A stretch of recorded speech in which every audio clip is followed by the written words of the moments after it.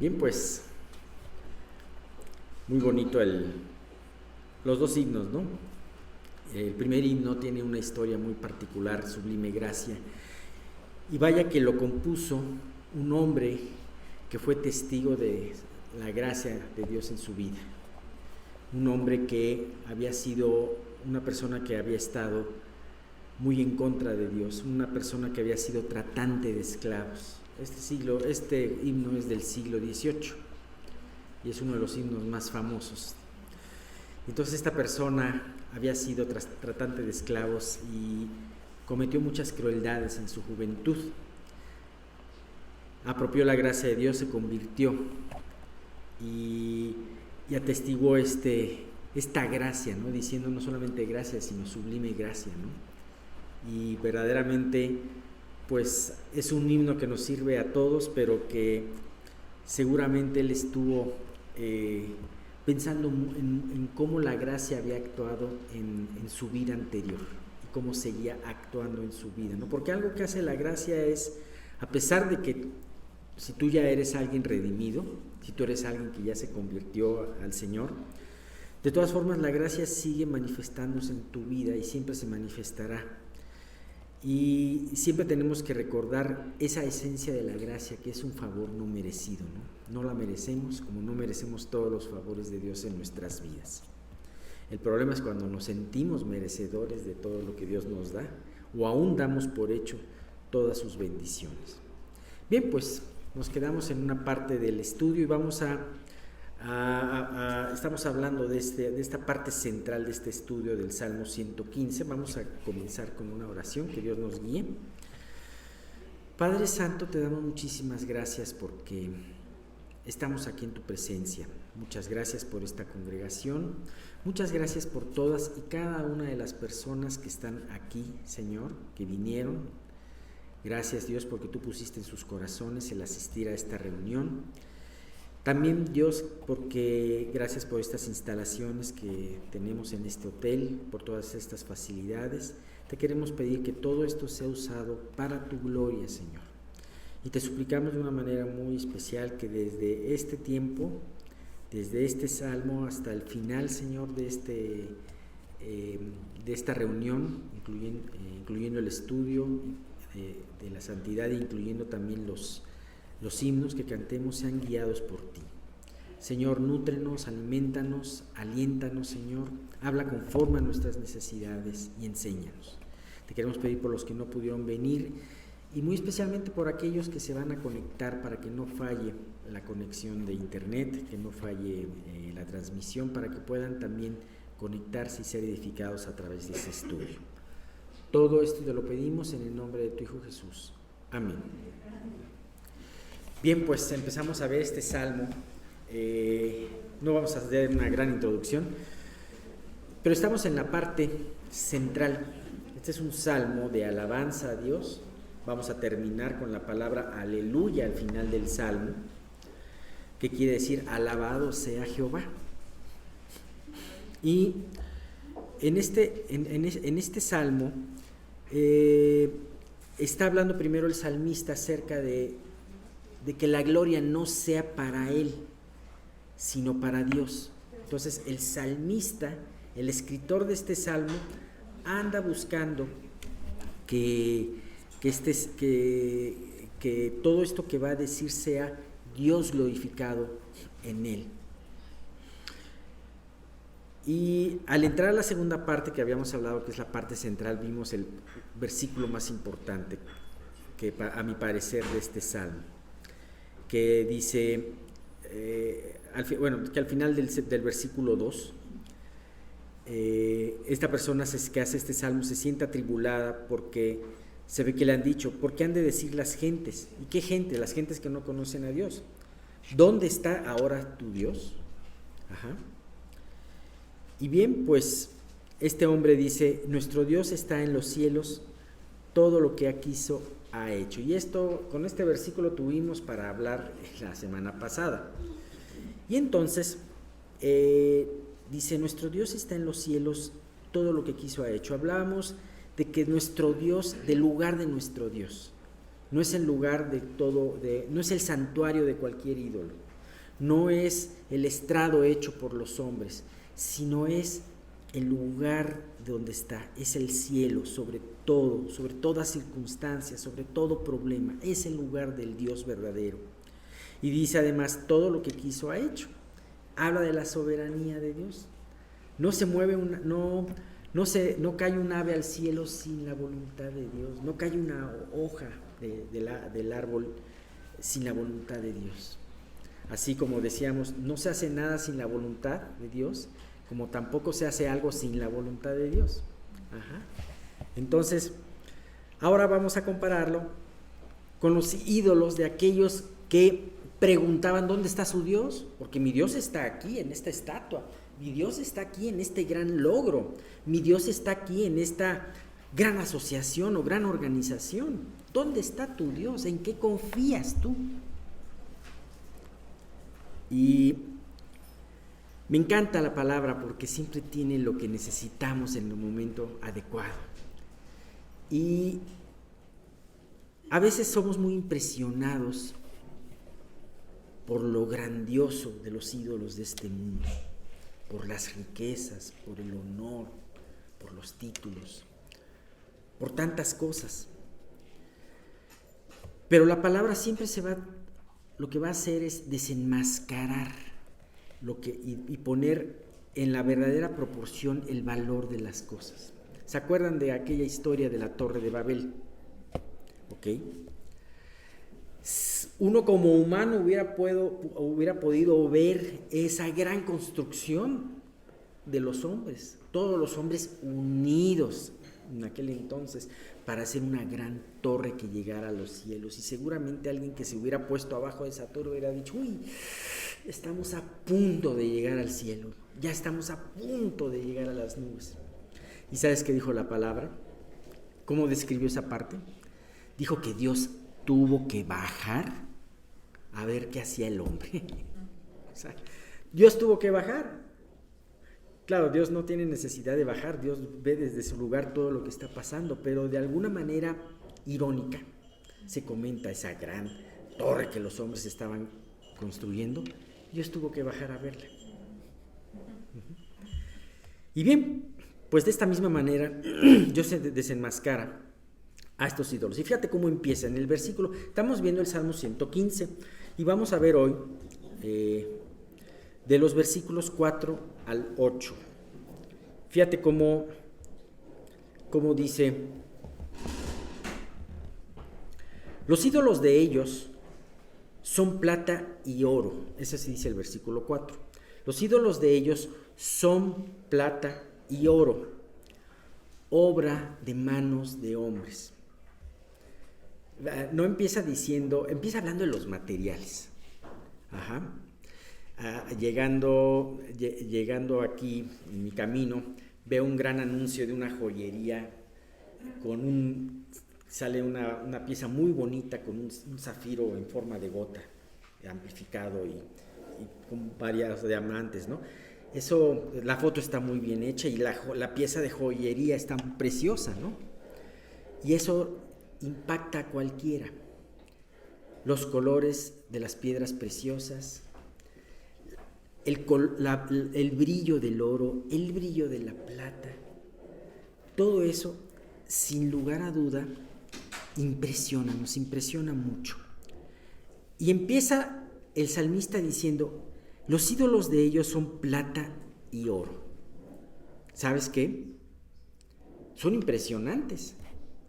Yo me puedo imaginar aquellos santuarios en la antigüedad, aquellos que ahora están hoy en ruinas, haberlos visitado en la manera como estaban de recién construidos o bien mantenidos, ¿no? Aquellos santuarios, aquel templo de Éfeso, de Diana en Éfeso, ¿no? Que además se constituye como una de las maravillas del mundo antiguo. Hubiera sido impresionante ver el tamaño, la forma de las columnas, los frisos, cómo estaban adornados, el mármol que se utilizó, la misma escultura de Diana, que probablemente recubierta de oro, la iluminación que se le haya dado, la vestidura de los adoradores que estaban ahí, todo eso ha de haber sido de una manera impresionante. Sin embargo, en la segunda parte del versículo dice, obra de manos de hombres. Por más impresionante que haya sido esa obra de arquitectura e ingeniería y de escultura, la hicieron manos de hombres. No se te olvide, pueden ser de plata y oro, pero no se te olvide, son manos de hombres. Y sabes que lo absurdo de la idolatría se marca, y vamos a utilizar un pasaje, es un pasaje un poquito largo, que ya muchos de ustedes lo conocen, pero aparece en el libro de Isaías, es en el capítulo 44 de los versículos 9 al 20, si lo pueden seguir sería bueno, son Isaías 44 del 9 al 20, aquí no te habla de una escultura de plata y oro, aquí te habla de algo más sencillo, que es lo que podía tener también cualquier gente común en aquel entonces, alguna escultura de hierro o una escultura de madera. Pero fíjate cómo lo ve Dios aquellos ídolos que ellos tanto amaban y tanto veneraban, ¿no? Ahora, hoy en día podemos ver también muchos ídolos de estos materiales. Dice, fíjate, los formadores de imágenes de talla, todos ellos son vanidad, y lo más precioso de ellos para nada es útil. Y ellos mismos son testigos para su confusión de que los ídolos no ven ni entienden. Fíjate cómo empieza la introducción de esto. Son vanidad y lo más precioso de ellos para nada sirve. Y ellos, las obras que ellos hacen, obra a favor de su propia confusión. Y luego empieza a decir en el versículo 10, ¿quién formó un Dios? ¿O quién fundió una imagen que para nada es de provecho? He aquí que todos los suyos serán avergonzados, porque los artífices mismos son hombres. Todos ellos se juntarán, se presentarán, se asombrarán y serán avergonzados aún. ¿Sí? En un momento, con mucha rapidez, serán avergonzados. Y empieza a hacer una descripción. El herrero toma la tenaza, trabaja en el fuego, en las ascuas, le da forma con los martillos y trabaja en ello. ¿Con qué trabaja? ¿Con una fuerza divina? No, con la fuerza de su brazo. Pero ¿qué es lo que le pasa? Luego tiene hambre, le faltan las fuerzas, no bebe agua, se deshidrata, ¿verdad? Y se desmaya. Luego habla de otro tallador. El carpintero tiende la regla, lo señala con almagre, lo labra con los cepillos, le da figura con el compás. Ahora no utilizan los carpinteros almagre, utilizan el lápiz rojo, ¿no? El famoso, un lápiz rojo para hacer sus trazos, ¿no? Le da figura con el compás, lo hace en forma de varón, a semejanza de hombre hermoso para tenerlo en casa. Corta cedros, toma ciprés y encina que crecen entre los árboles del bosque, planta pino que se críe con la lluvia. De él se sirve luego el hombre para quemar y toma de ellos para calentarse, encender también el horno y cuece panes. Además hace un dios y lo adora. Fabrica un ídolo y se arrodilla delante de él. Parte de ese leño quema en el fuego, con parte de él come carne, prepara un asado y se sacia. Después se calienta y dice, oh, me he calentado, he visto el fuego. Y hace del sobrante un dios, un ídolo suyo. Se postra ante él, lo adora y le ruega diciendo, líbrame, porque mi Dios eres tú. O sea, ¿qué no era antes un tronco? ¿Qué no de ese tronco agarró e hizo una leña, una fogata para calentarse y comer? ¿Qué le pasó a ese leño? Se hizo cenizas. Y entonces con ese mismo material pretende hacer un Dios, y además lo peor es que él mismo se la cree y dice, Dios, líbrame, ídolo, líbrame, ¿no? Fíjate lo que dice. No saben ni entienden porque cerrados están sus ojos para no ver y su corazón para no entender. No discurre para consigo, no tiene sentido ni entendimiento para decir. Parte de esto quemé en el fuego, y sobre sus brasas cocí pan, asé carne y la comí. ¿Haré del resto una abominación? ¿Me postraré delante de un tronco de árbol? De ceniza se alimenta. ¿Por qué? Porque el tronco hace ceniza, ¿no? Su corazón engañado le desvía para que no libre su alma ni diga, ¿no es pura mentira lo que tengo en mi mano derecha? ¿No es pura mentira aquello en lo que verdaderamente estoy confiando? ¿Sabes? Esto me refleja, me ayuda, me enseña mucho a cómo es cuando nosotros tenemos un ídolo. Y sabes que muchas veces los ídolos no los tenemos que buscar, ¿no? No tenemos, sino simple y sencillamente los ídolos los encontramos con nosotros mismos. Y muchas veces el hecho de confiar en ti, el hecho de depender solamente de ti, estás elevándote a ti a ser un ídolo.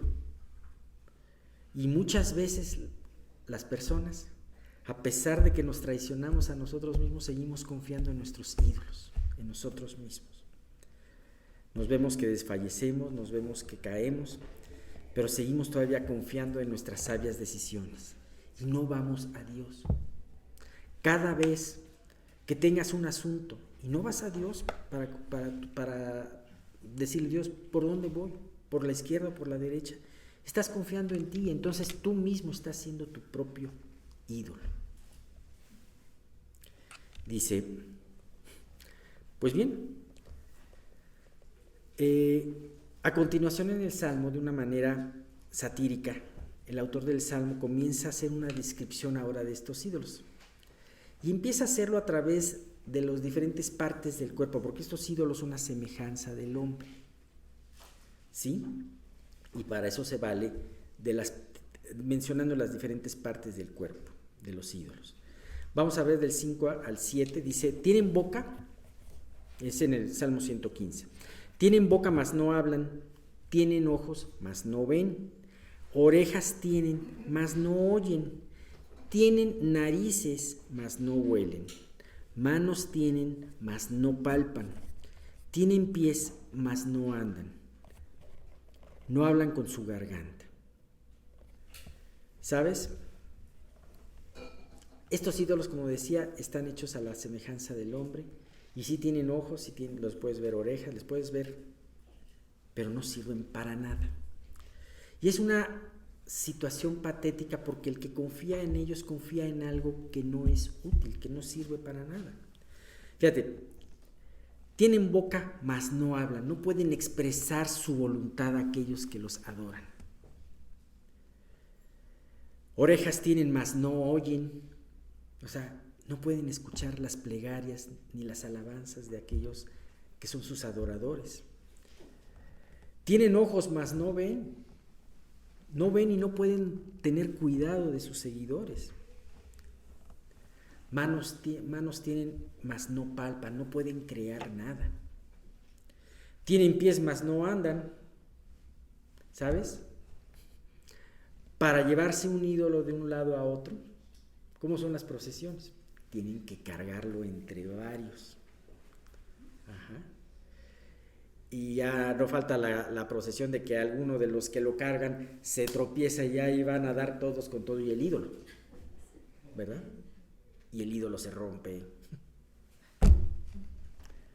Pero entonces ninguno de los que está ahí dicen, oye, se rompió, se cayó cuando los demás cayeron, no lo protegió cuando los demás se tropezaron, sino que se cayó con ellos y se rompió, lo tienen que seguir protegiendo. ¿Seguiría confiando en eso? ¿Por qué no se piensa eso? Porque no se tiene discernimiento, porque Dios ha embotado el discernimiento de los idólatras.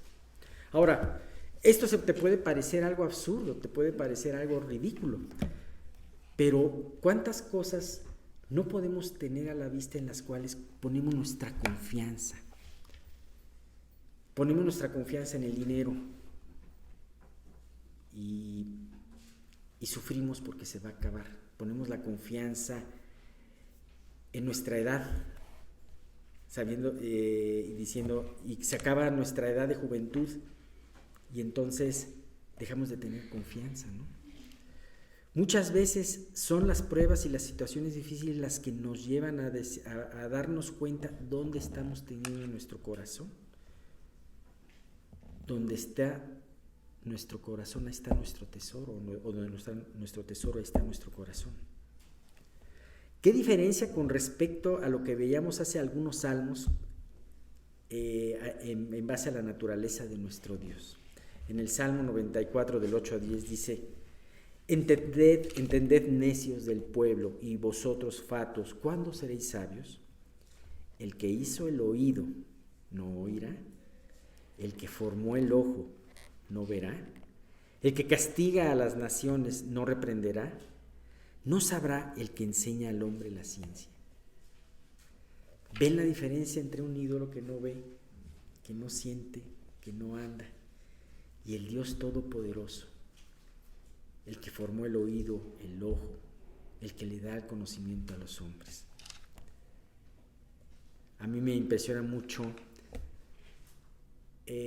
conocer la historia de un rey de Judá, que Dios lo libró en una batalla y que deshizo a su enemigo.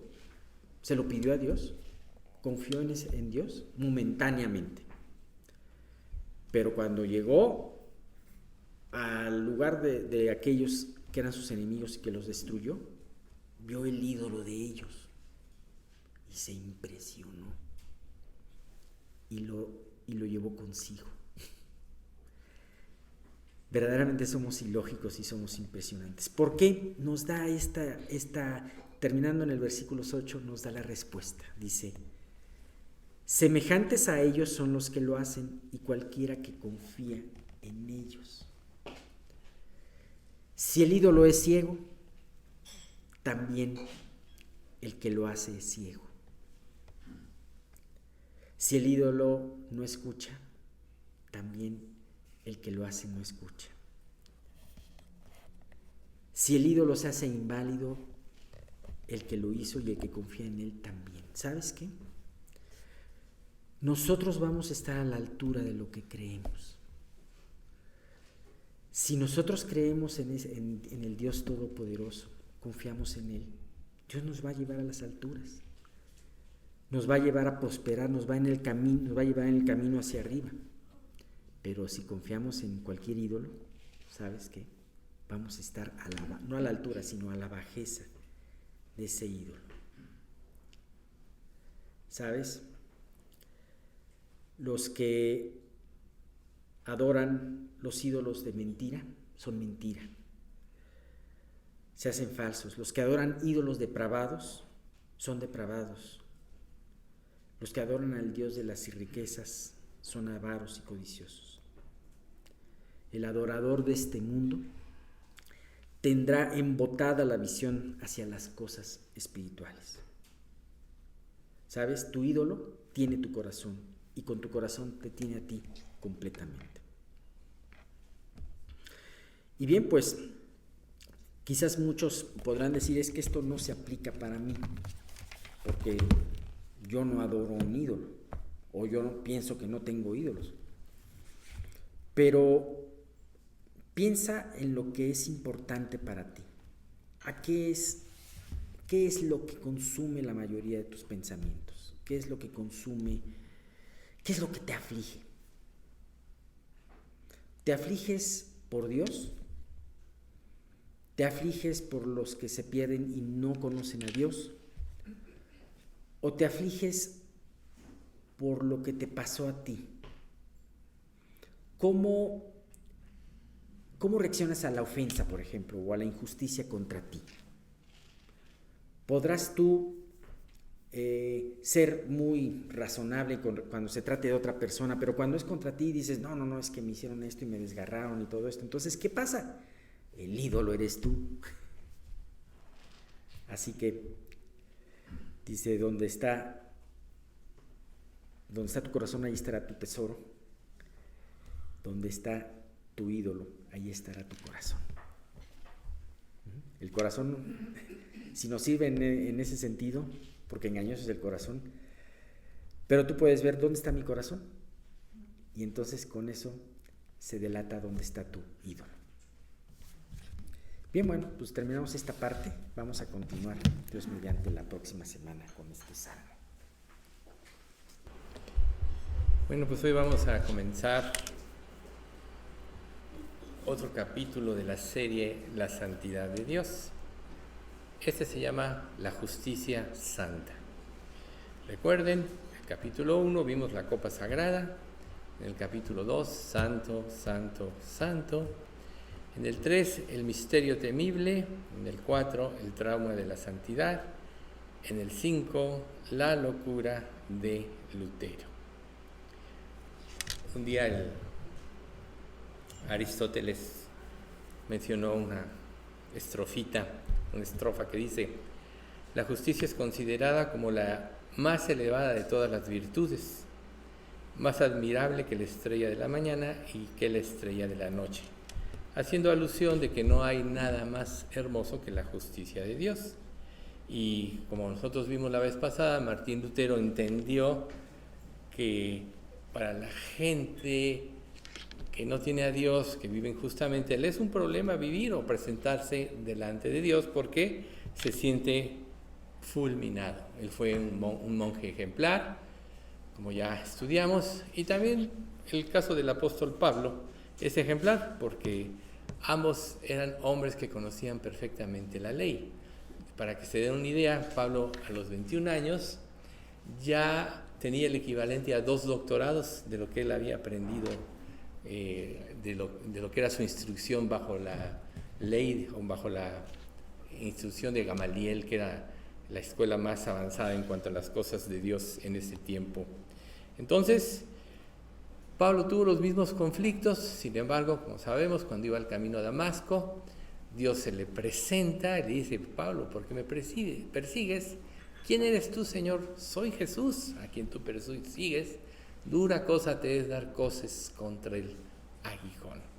Y ahí es donde Pablo entra en una cuestión, se queda ciego ante la luz incandescente que se le presenta en este camino, y se pone a orar 3 días hasta que llega un hombre mandado por Dios llamado Ananías, que dice: el Señor te dice, te devuelvo la vista. Pero la vida de Pablo cambió ante ese encuentro con Jesús. Él tenía un celo equivocado. Él, como sabemos, perseguía a la iglesia de una manera más vehemente que nadie porque estaba seguro que era un camino raro. Sin embargo, como él mismo declara, lo hice porque no había entendido, lo hice por ignorancia. Quien tenía el equivalente a 2 doctorados en la instrucción, le tiene que después decir: lo hice por ignorancia. ¿Y cuántas veces nosotros no pensamos que hacemos cosas por ignorancia y nos equivocamos? Pero la verdad es que cuando nosotros empezamos a leer las Escrituras, si lo hacemos con el debido respeto, con la debida devoción, nos vamos a dar cuenta de que no hay cosa más grande que la voluntad de Dios revelada a través de su palabra. De hecho, de ahí el Salmo 138:2, que dice que has engrandecido tu nombre y tu palabra por sobre todas las cosas. Y si nosotros creemos esta parte de que Dios ha engrandecido su palabra sobre todas las cosas, entonces deberíamos de tener esa reverencia. Muchas personas, cuando empiezan a leer la Biblia, muchos lo hacen en forma cultural, otros empiezan a buscar a Dios, y lo lógico es que las personas empiecen, como cualquier libro, de principio a fin. Pero cuando empiezan a leer el Antiguo Testamento, se encuentran a un Dios que es muy difícil comprender, ¿no? Palabras duras, dice que es todo lo que se menciona, lo que Dios menciona respecto del Antiguo Testamento. Muchos tratan de suavizar este impacto, tratando de bajar la convicción que debe producir la palabra, y minimizan el efecto cuando realmente la palabra de Dios es una unidad. Tanto Antiguo como Nuevo Testamento representan la revelación divina de Dios. Nosotros sabemos que el Antiguo Testamento tiene como objetivo manifestar a Cristo. Recuerden, el fin de la ley es Cristo, para justicia a todo aquel que cree. O sea, el propósito era revelar al Señor Jesucristo. Entonces, como un tip, una de las maneras de entender la lectura del Antiguo Testamento es buscar siempre a Jesucristo dentro de la revelación que se da. Entonces, hay pasajes que a veces son muy duros, muy difíciles de entender, donde la gente ve a un Dios tenebroso, un Dios vengativo, etcétera, y se asustan demasiado. O sea, inclusive muchos lo denominan como una deidad no divina, sino hasta demoníaca, pero es solo porque no entienden el gran amor de Dios. Recordemos, y por eso siempre es bueno tener en nuestra mente los atributos de Dios. Es que uno de sus atributos es que Él es amor. Sin embargo, nosotros nos topamos con la ley, porque el objetivo de la ley precisamente es hacernos ver que nosotros no podemos cumplir las demandas de la ley, y esto nos lleva a Cristo, llevando todo pensamiento cautivo a la obediencia a Cristo. Ese es el propósito de la ley. Pero, ¿qué tiene que pasar para que una persona se convierta realmente? Es que tiene que ver su condición real, tiene que sentirse perdida, y el Antiguo Testamento prácticamente eso es lo que hace. Y aunque hay algunos pasajes, inclusive para muchas personas, ofensivos, el justo juicio de Dios siempre será justo, porque Dios es justo y Él tiene el sentido de la justicia perfecta. Aunque nosotros como seres humanos no comprendamos ese sentido, la justicia de Dios es perfecta. Entonces aquí precisamente donde nosotros vamos a ver en el día de hoy el caso de Nadab y Abiú, los hijos de Aarón. Recordemos nosotros que Dios llama a Moisés. Primero Moisés, como ya sabemos, el faraón había mandado matar a todos los varones de Israel.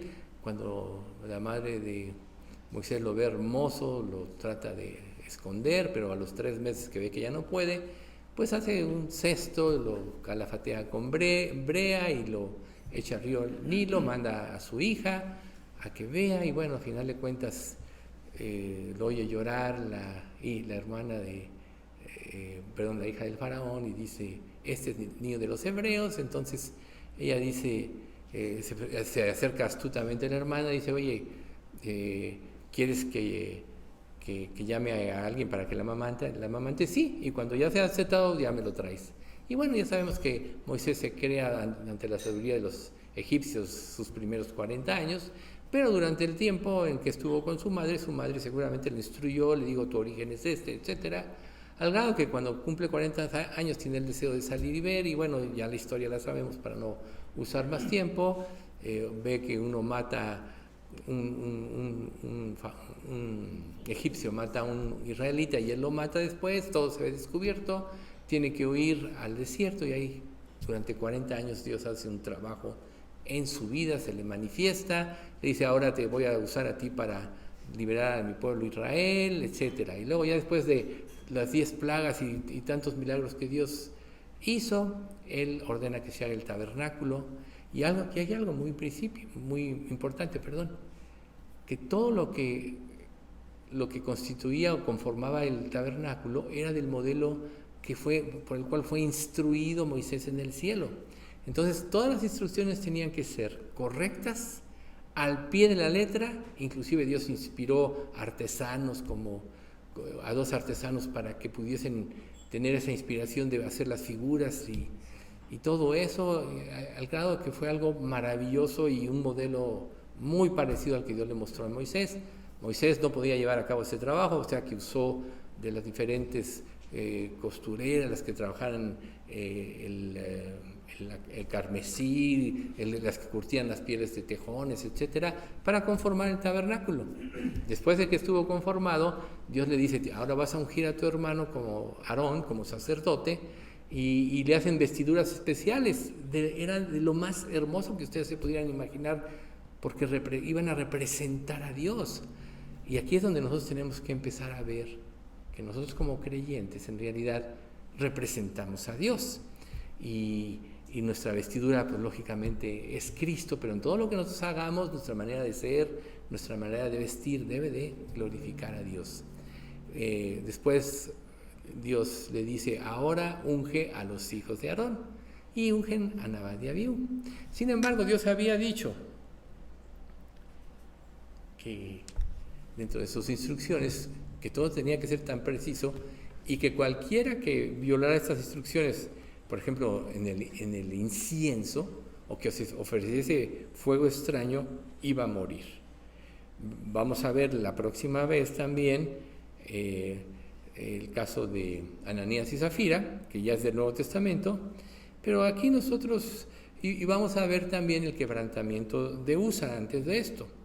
Pero el objetivo de este capítulo es que nosotros veamos la importancia de nuestra obediencia fiel y absoluta a lo que Dios nos revela en la Biblia, porque es la más grande verdad revelada.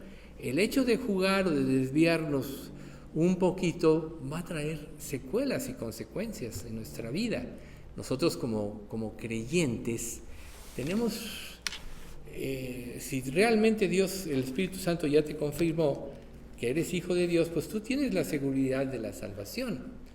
Pero una vez que estás en las manos de Dios, pasa lo que en este pasaje les voy a compartir. Ese está en Isaías 48:10. He aquí, te he purificado, y no como a plata. Te he escogido en horno de aflicción. Dios nos pide la obediencia a lo que Él nos revela. Sin embargo, nosotros no siempre obedecemos. De hecho, cuando nosotros leemos el Antiguo Testamento y vemos a la nación de Israel como una nación contumaz y rebelde, podemos juzgarlo y decir, no, es que eran tremendos estos, ¿no?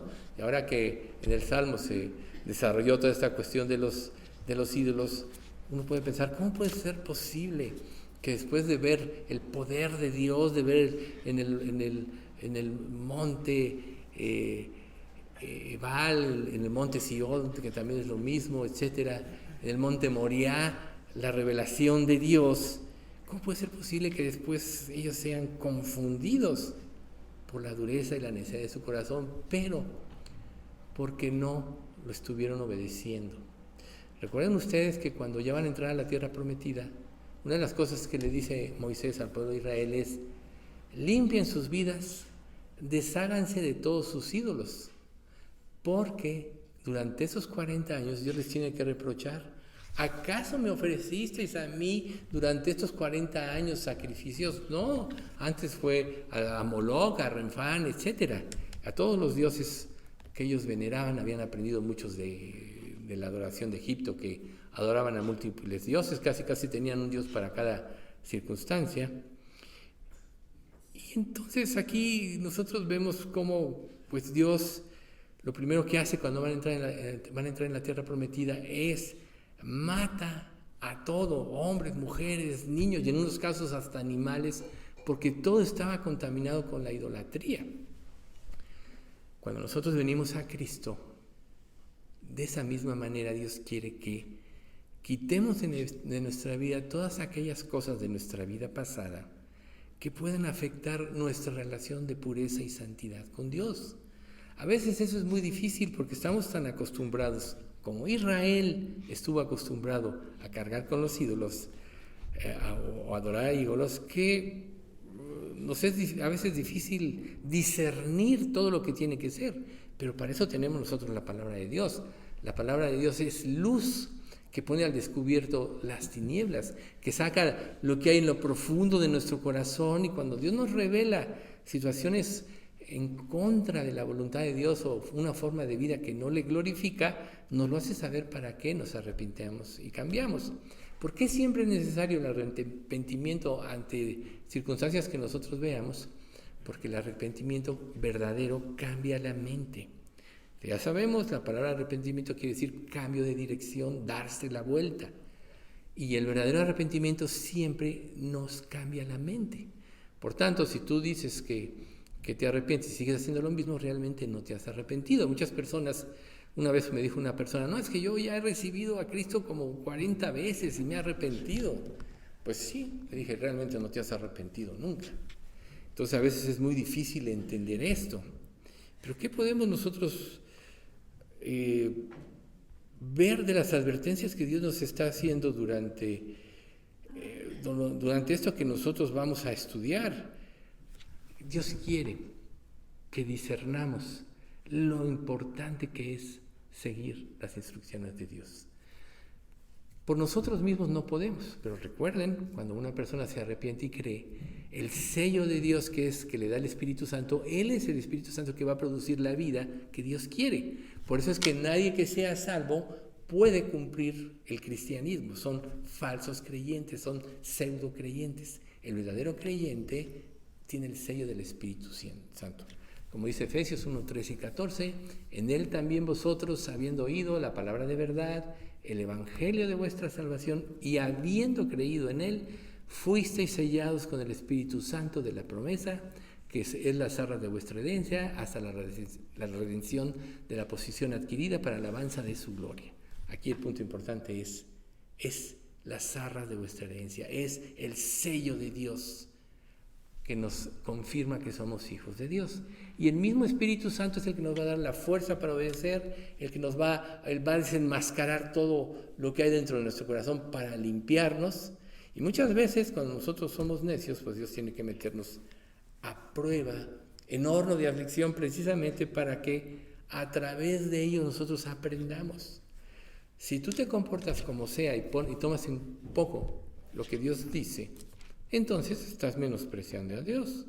Entonces, vamos a entrar al análisis de Nadab y Abiú. O sea, como hijos de Aarón, el primer sumo sacerdote, tenían toda la instrucción del pueblo de Israel. Ellos sabían, fueron parte de la construcción y supervisión del tabernáculo.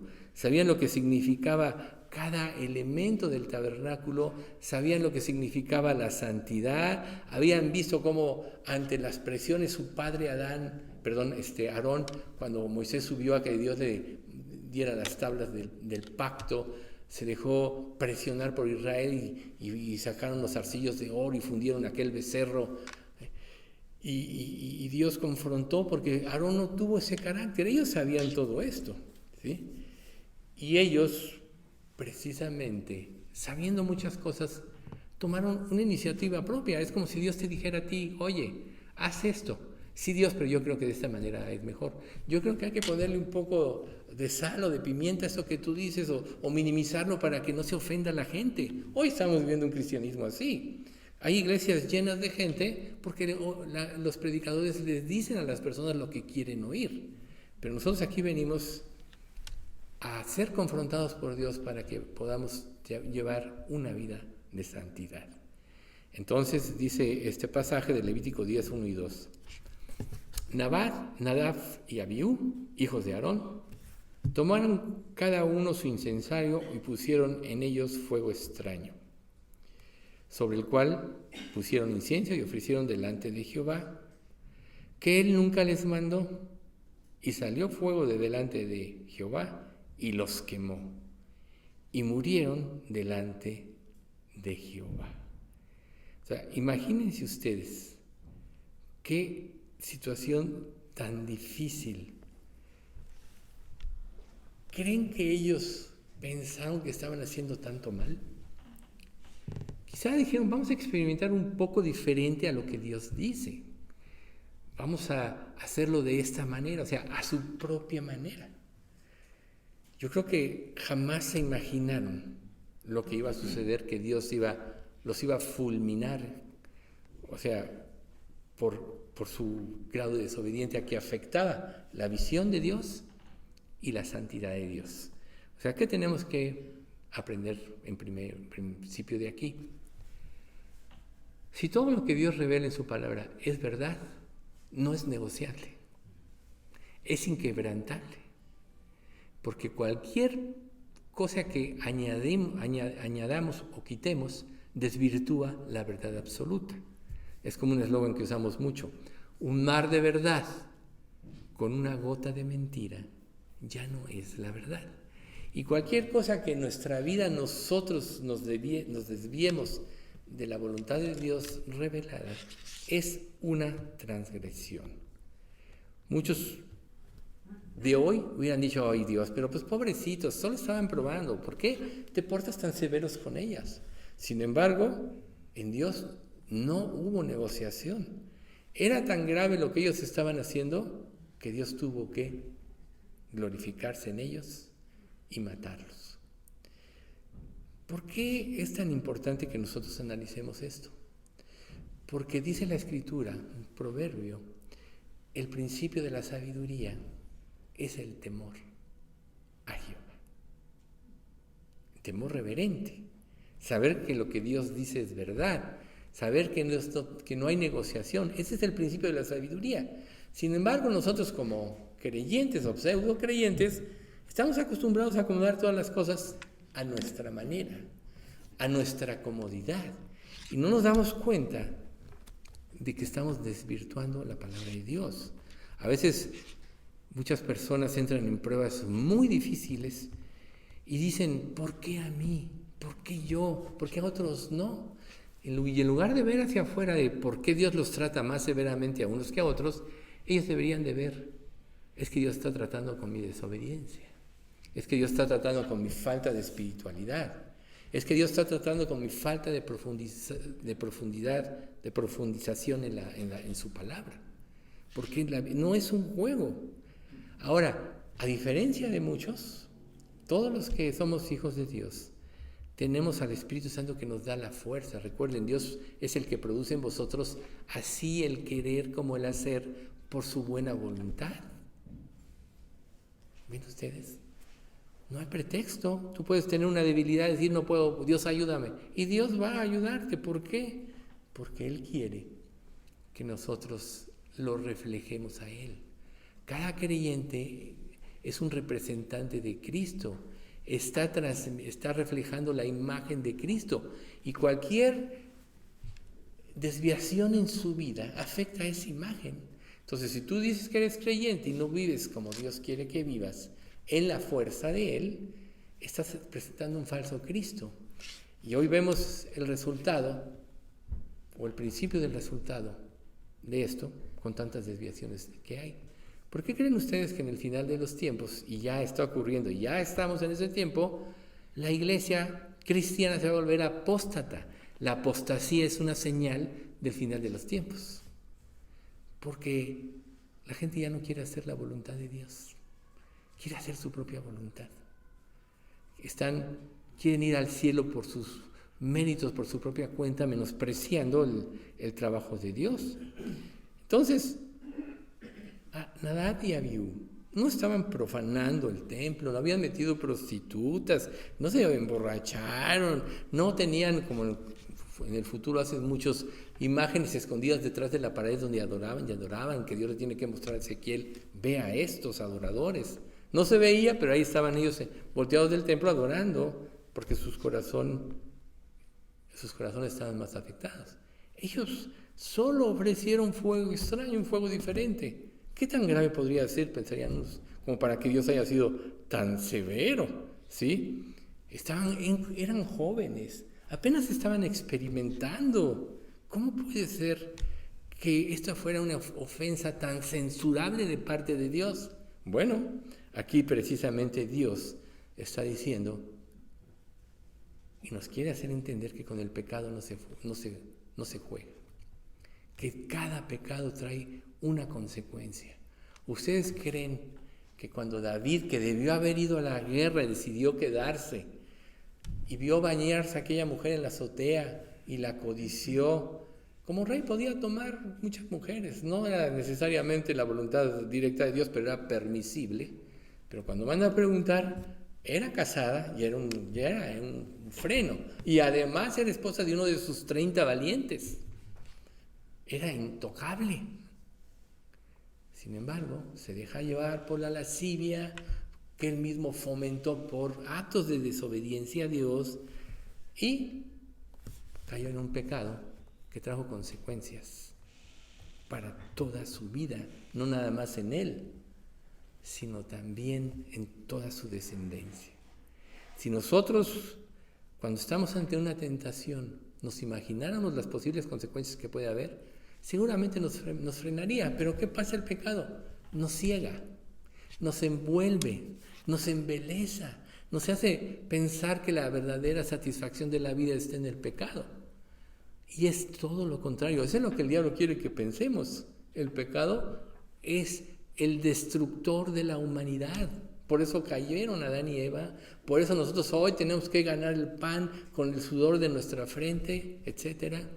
Esas son secuelas del pecado. Pero aquí Dios estaba mostrando, estaban pecando dos personas que estaban cerca de él, que les había dado la confianza del sacerdocio. Entonces tenía que haber una ejecución inmediata. ¿Qué piensas tú cuando Dios dice en 1 Pedro 2:9, mas vosotros sois linaje escogido, real sacerdocio, nación santa, pueblo adquirido por Dios para que anunciéis las virtudes de aquel que os llamó de las tinieblas a su luz admirable? Cada creyente es un sacerdote de Dios, que Dios habilita para dar testimonio de Él al mundo. Entonces, aquí, esta ejecución de Nadab y Abiú nos enseña de cómo Dios ve el pecado y que Él no permite que se juegue con él.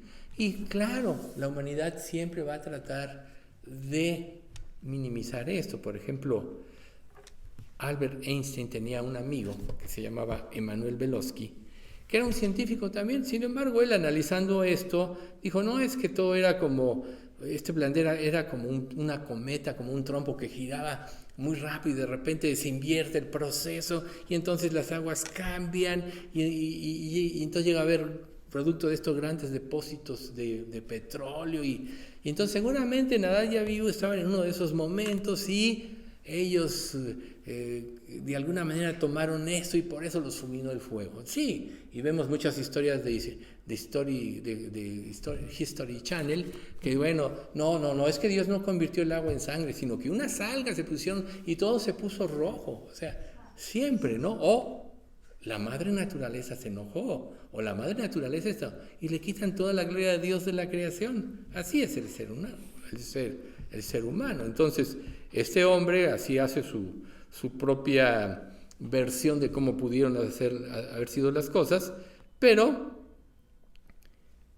solo es desacreditar o tratar de esconder o no querer ver lo que significa la santidad de Dios, la importancia de ello.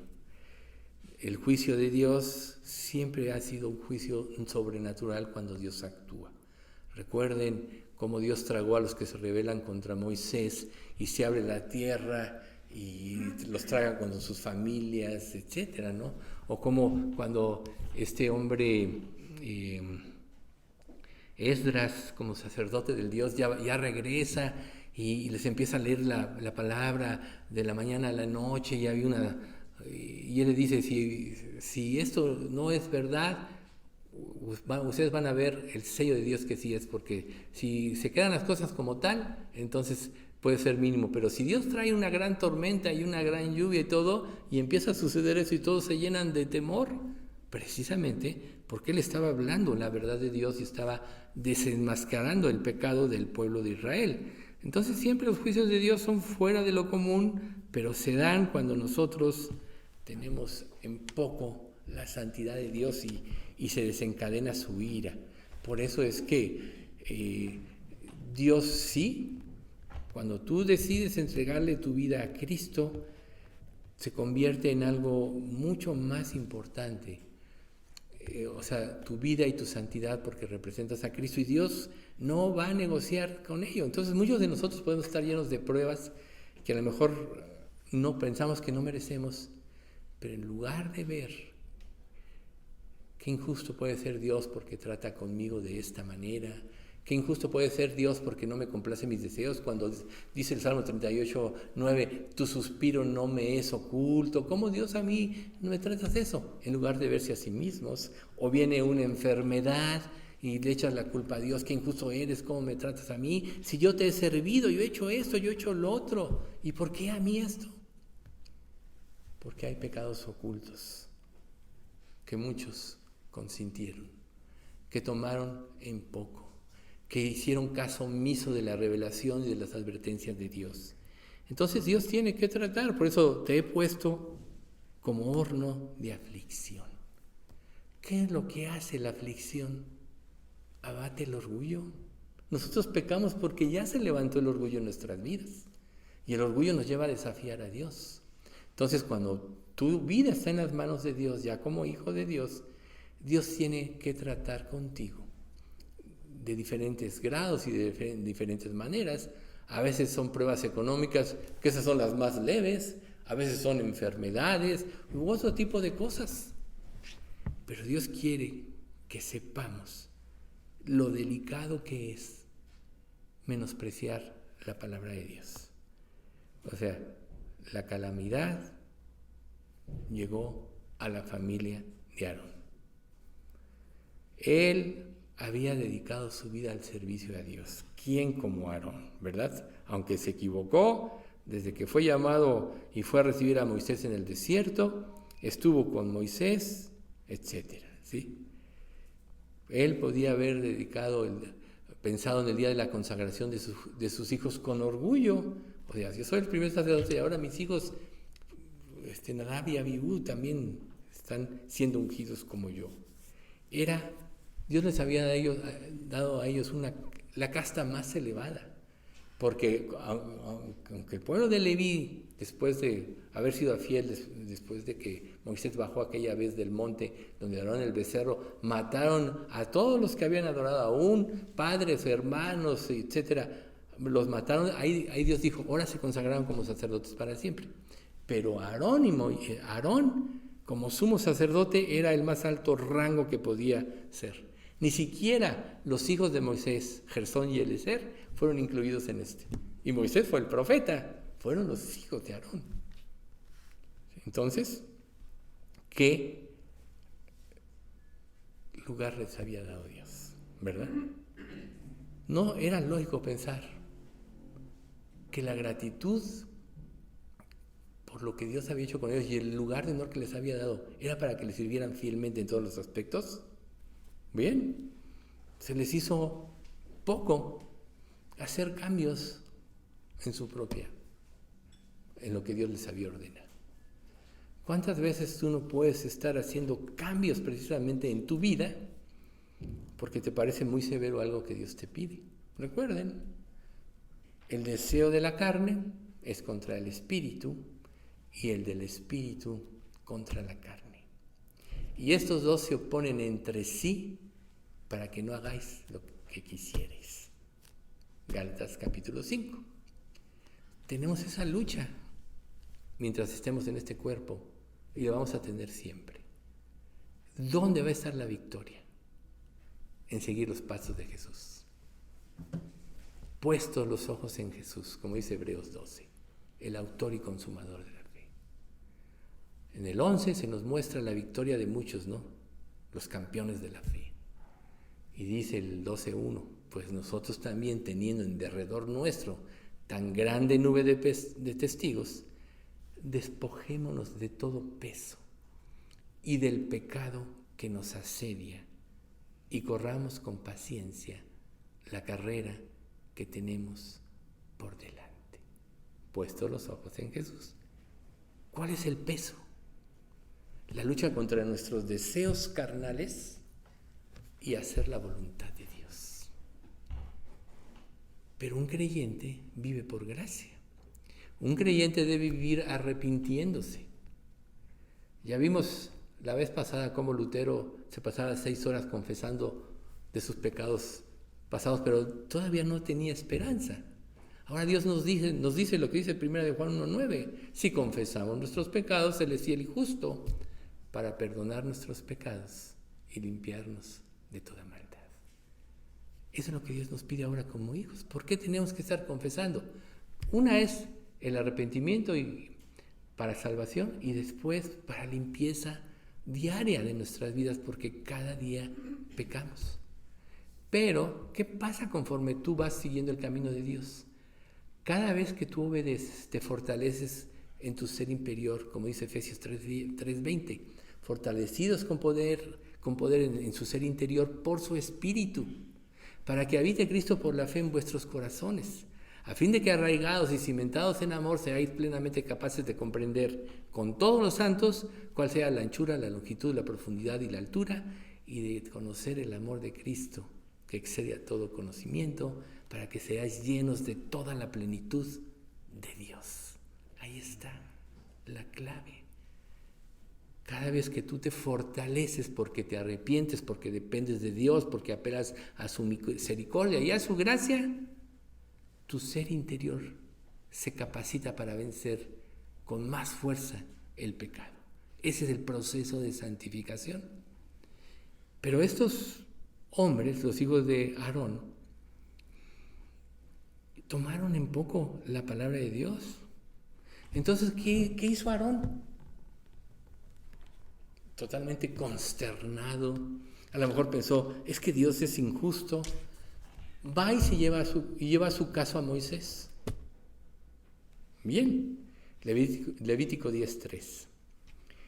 Entonces dijo Moisés, Aarón le dijo, oye, pero mira cómo me pasa a mí, Dios puede ser injusto. Pudo haber pensado todo eso, pero Moisés le dice, esto dijo Moisés a Aarón, esto es lo que habló Jehová diciendo, en los que a mí se acercan, me santificaré, y en presencia de todo el pueblo seré glorificado. Y Aarón calló. Lo sabían. No pudo decir nada porque lo sabían. Actuaron con premeditación, actuaron con soberbia. Porque recuerden ustedes que el que actúa con soberbia, ahorita vamos a ver el pasaje completo, menosprecia a Dios. Significa rebelión contra Dios. Cada vez que tú desobedeces, en tu vida hay soberbia. Cada vez que das pie al pecado, en lugar de quizá hincarte, llorar hasta que Dios te fortalezca para que lo venzas, no, te preocupas por otras cosas. Cuando Dios te dice, no te afanes por nada, sean tus peticiones conocidas delante de mí en toda oración y ruego, con acción de gracias. Hazme conocer y yo voy a derramar mi gracia para que se cumpla mi voluntad. Ahí es donde tú, cuando oras a Dios, depositas tu confianza en Él. Pero ¿qué pasa si tú, en esta relación, constantemente tomas tu vida en tus manos porque no confías en Él? La única manera por la cual tú desobedeces lo que Dios dice en la palabra es porque no confías en Dios. Y eso quiere decir que no has profundizado en tu relación con Él. Por eso es que el primer mandamiento de la ley de Dios es: amarás al Señor tu Dios con todo tu corazón, con todas tus fuerzas, con toda tu mente y con todo tu ser. ¿Quién puede amar así a Dios? Nadie. Pero el que es salvo sí puede por el medio del Espíritu de Dios, que le hace entender. O sea, el amor, la obediencia verdadera surge de la gratitud por comprender el amor que Dios tuvo dando a su Hijo por nosotros. Esa es la fuerza del que vence. Entonces, Nadab y Abiú habían sido separados para una tarea sagrada y solemnemente hechos responsables de requerimientos precisos de su ministerio. Volvemos al punto del tabernáculo. Hicieron todo conforme Dios les mandó al hacer el tabernáculo. Ya Dios ahí les estaba mostrando que tenía que ser exactamente como Dios le había revelado a Moisés. Y Moisés fue y supervisó toda la obra y todo fue hecho conforme a lo que Dios decía.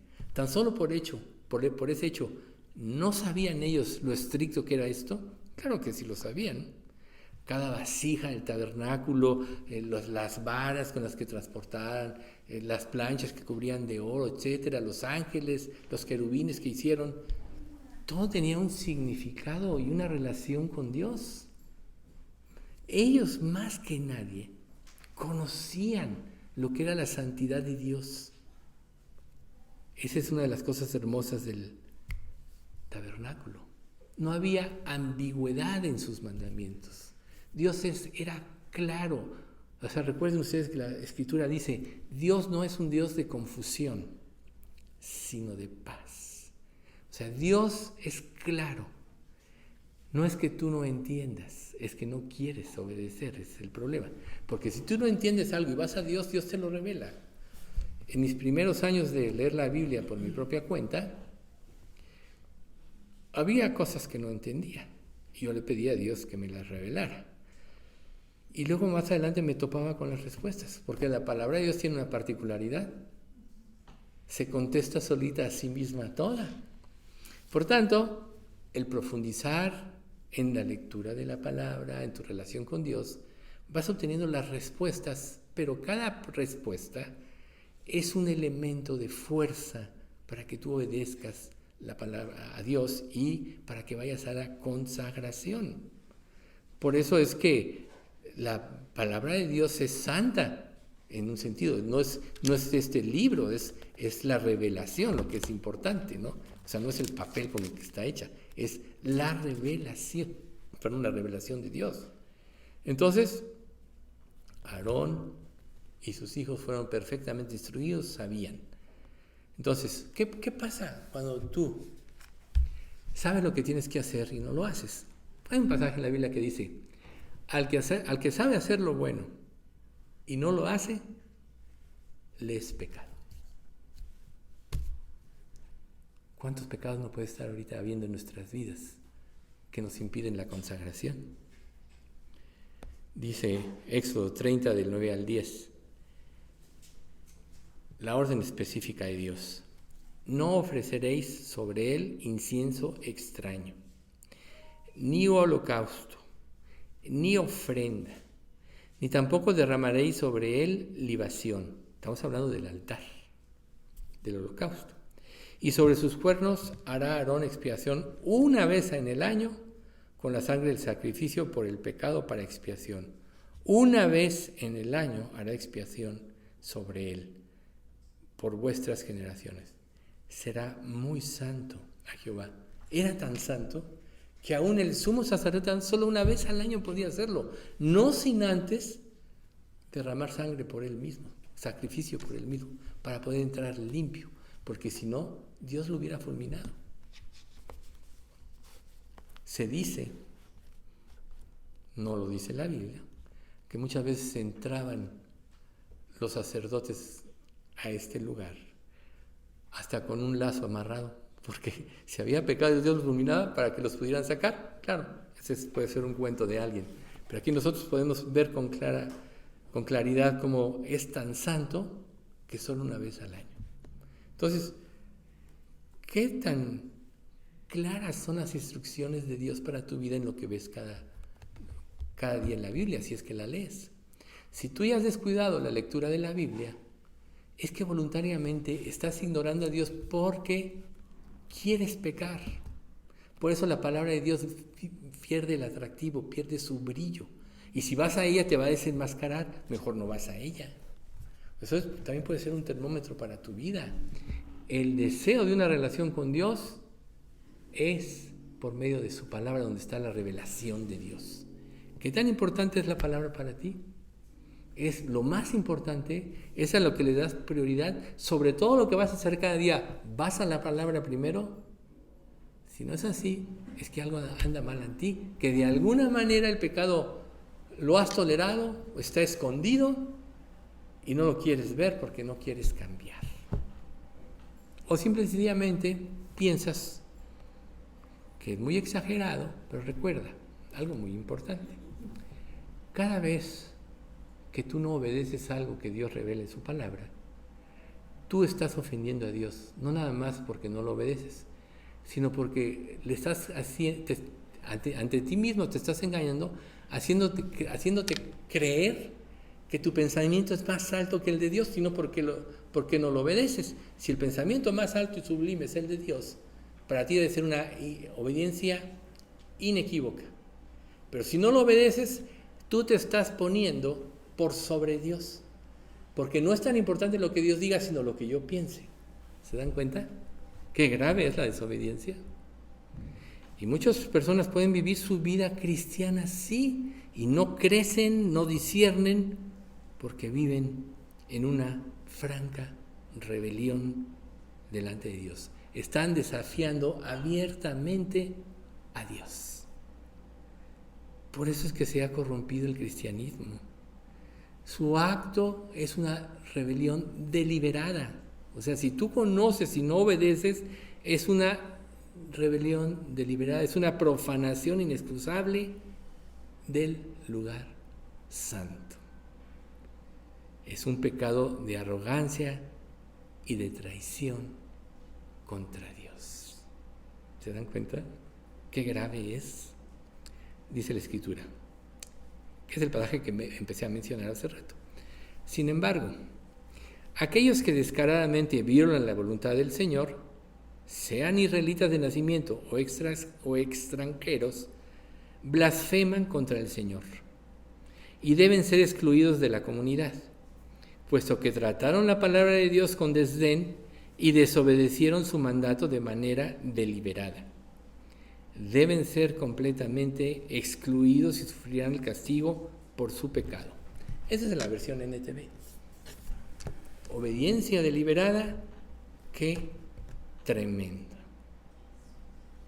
Estaban profanando, Nadab y Abiú, el lugar santo. Por eso es que el juicio de Dios fue inmediato. En presencia de todo el pueblo, dijo Dios, seré glorificado. Y eso hizo. ¿Qué hubiera pasado si Dios no juzga de esa manera el pecado? Hubiera empezado, no, pues se puede burlar a Dios, se puede desobedecer a Dios, me salgo con la mía, y ahí doy algunos matices de religiosidad, de espiritualidad, y ya con eso calmo la conciencia o calmo a Dios. Pero es que no entendemos quién es Dios. En Él no hay reproche, es absolutamente santo, hay absoluta pureza. Por eso es que el relacionarse con Él nadie lo pudo hacer sino a través de quien tuvo esa pureza, que es Cristo.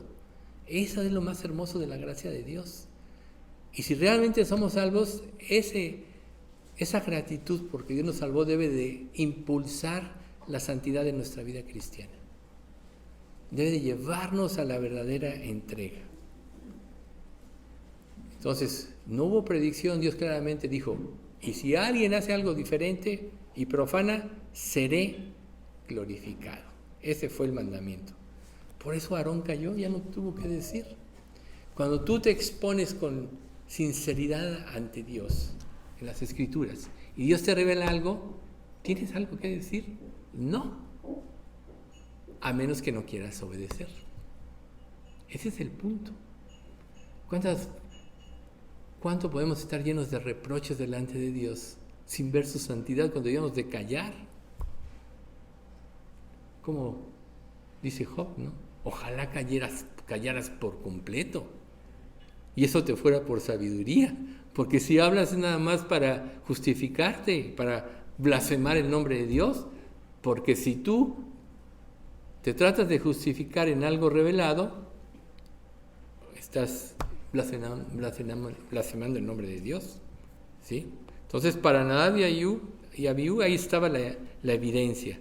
Sabían perfectamente bien que no debían ofrecer fuego extraño. Y entonces, Aarón cayó. Lo tuvo que aceptar. No tuvo ninguna excusa para sus hijos o para reclamar a Dios.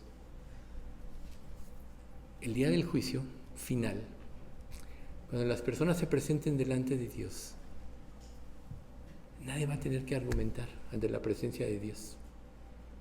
Por eso dice la Escritura, vivo yo, dice Jehová, que ante mí se doblará toda rodilla y toda lengua confesará a Dios. Ese día, aún los que se van a ir al infierno van a tener que reconocer, pero ya no les va a servir de nada, porque en vida Dios se manifestó a su vida y no se arrepintieron.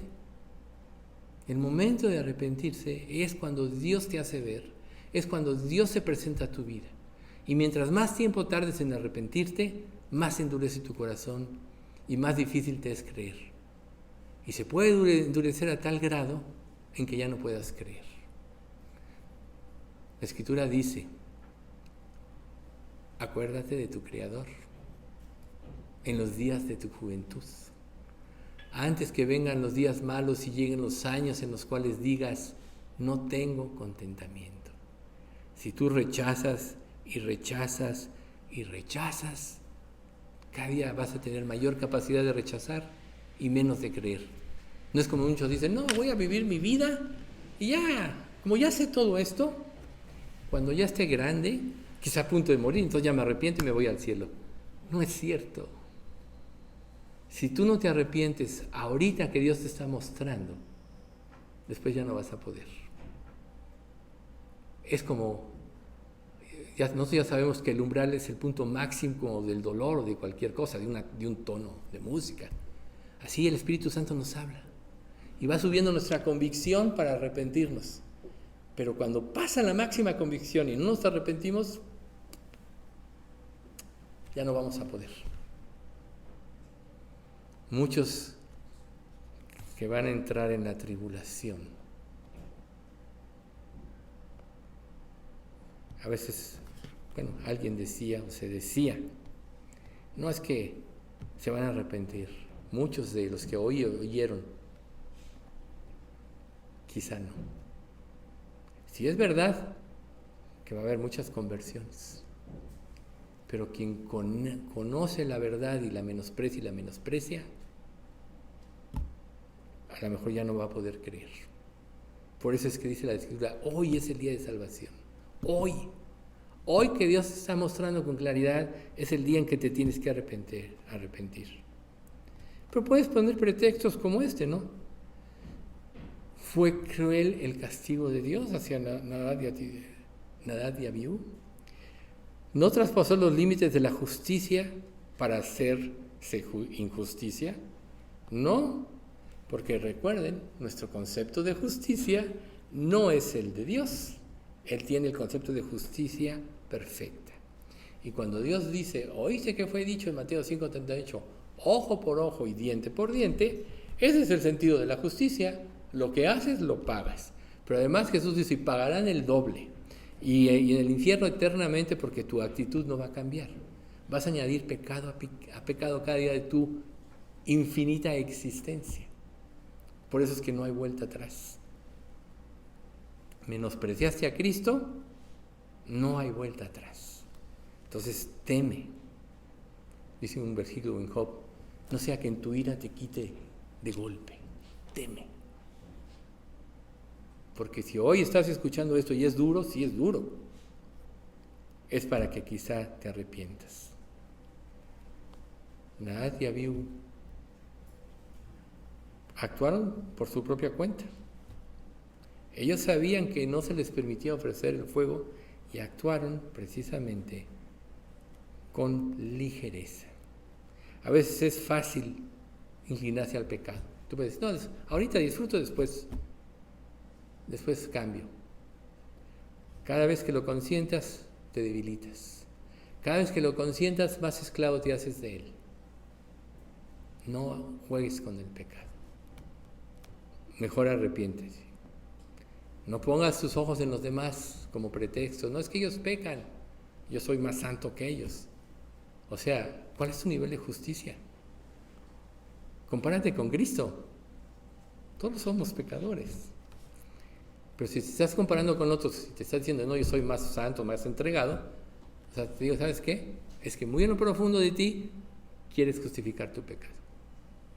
Recuerden lo que dice Romanos capítulo 2, que dice, ¿en quién eres que juzgas a otros? Y en lo que juzgas a otro te condenas a ti mismo, pues tú que juzgas a otro, haces lo mismo.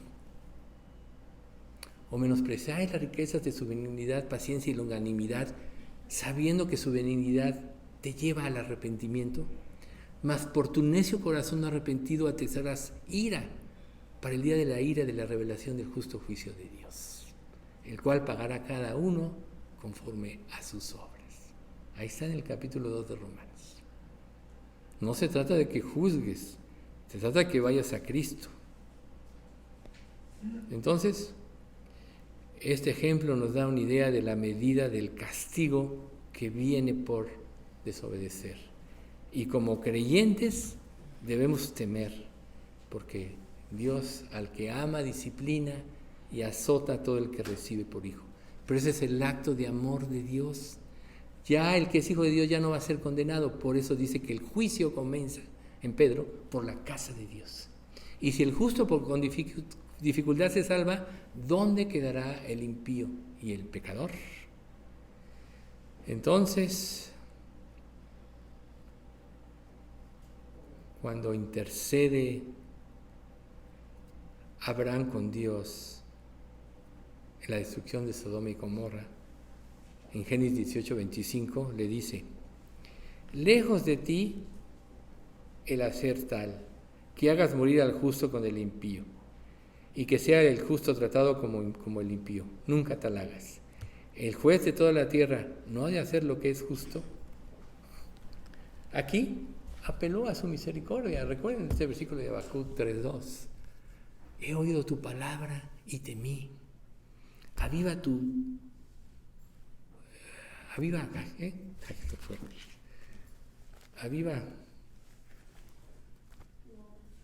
qué?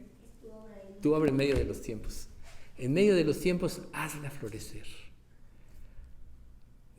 Ante tu justicia, derrama tu misericordia. Lo único que puede evitar el juicio de Dios es la misericordia. Y la misericordia está dada a través de Cristo. Nada más.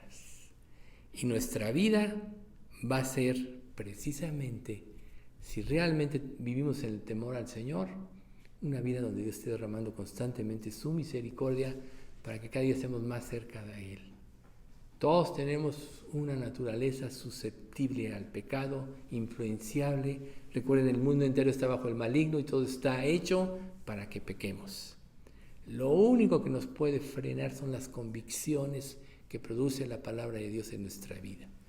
Pero la convicción toma fuerza cuando la creemos y la obedecemos.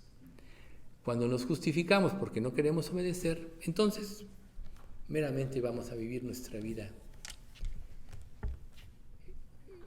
con nuestros propio criterio, nuestro propio cristianismo, que no es un real cristianismo. Por eso es que está sufriendo en este último tiempo la iglesia de Dios.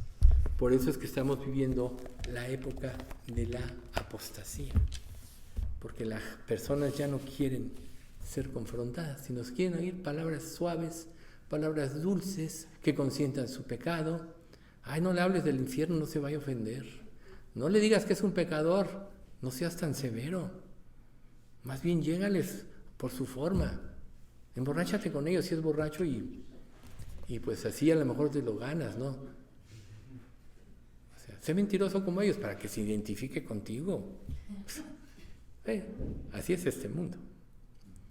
Este mundo trata de minimizar. El falso cristianismo trata de minimizar la convicción y está mandando a la gente al infierno.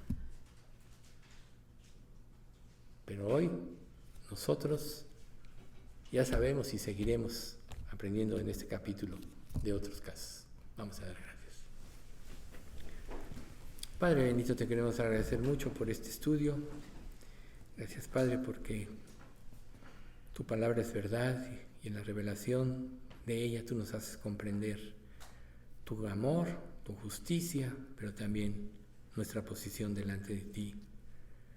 Sabemos que tú odias el pecado porque nadie como tú sabe los efectos del mismo, y para eso mandaste a tu Hijo, y ese es el acto más grande de amor que pudiste haber manifestado a la humanidad.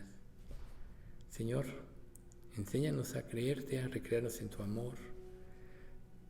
Te pido, Padre, que todo aquel que aún no te ha entregado su vida verdaderamente se arrepienta por haberte ofendido, por haber tomado su vida en sus manos cada día, y que temas, Señor, lo que le espera si no se arrepiente, pero que por otro lado tú le des la luz, te pedimos, para que entienda, se arrepienta y crea.